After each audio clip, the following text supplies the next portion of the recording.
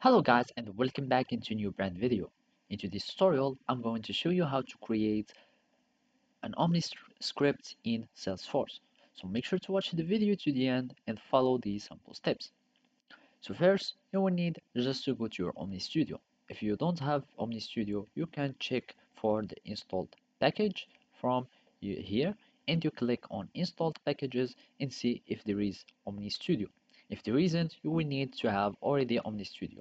You can just go to OmniStudio releases and basically you can get your OmniStudio to be installed in your uh, organization. And those are all the releases of Salesforce for this package. And you need just to click either on your production package or the sandbox package, and you will be able to install this package. And basically, after that, you will need just to access to your Omni Studio from your packages, so from your app launcher. And basically, if you installed it and this installation process was successful, you will need just to search for Omni Studio. And basically, after going to the Omni Studio app, you will be able to go to the Omniscripts app. And after that, you will start creating new Omniscripts.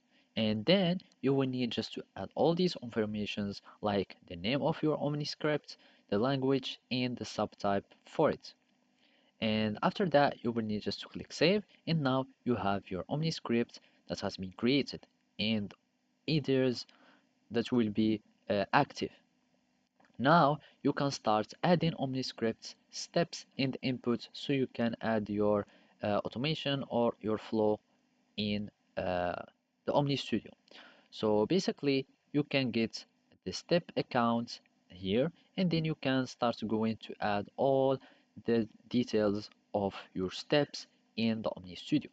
So basically this is how you create your Omni Studio, your Omni script. Thank you for watching and see you next time.